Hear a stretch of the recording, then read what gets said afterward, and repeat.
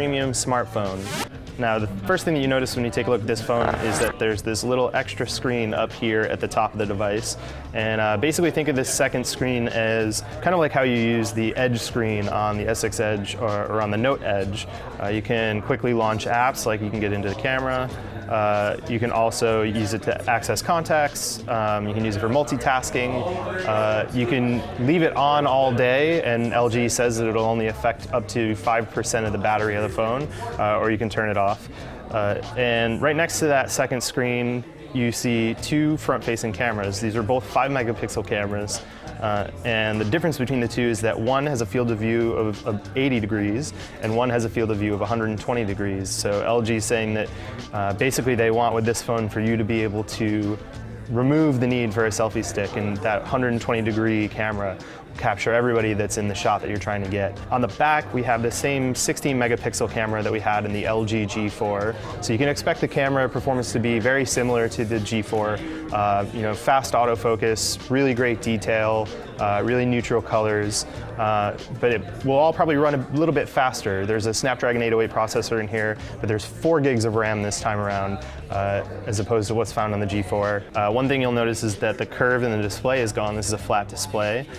And where LG has made a lot of phones with plastic before, this one has stainless steel along the sides and throughout the body, and then a silicone back that actually looks a lot like what you'd find on Motorola Droid phones. It's got sort of cut in throughout here, and it feels kind of rough, but it definitely feels like it wouldn't slip out of your hand. You also have a fingerprint sensor on the back, which is pretty standard these days, and LG puts the volume buttons back here, so there are no buttons along the edges. So you have this nice smooth design that does feel good in the hand. It's also 191 grams, so about the same weight as the iPhone 6s Plus, and 8.9 millimeters, so it's not too thin, but it's also not too thick.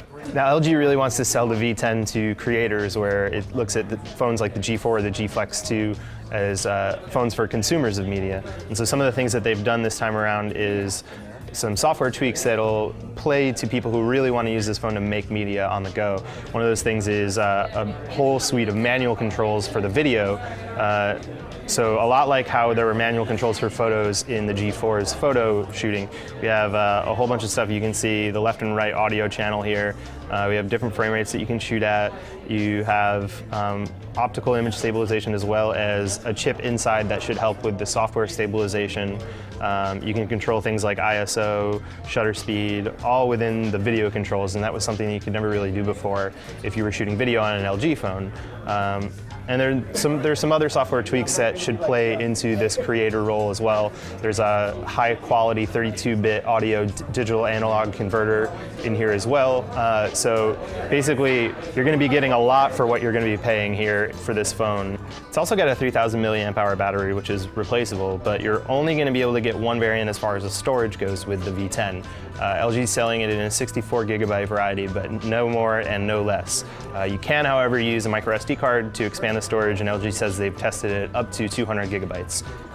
So this phone's going to be released pretty soon in Korea, and then it will make it to the US in early November. There's no detail on pricing yet, and that'll be dependent definitely on the carriers here in the United States, but expect it to be about as much as an iPhone 6s Plus.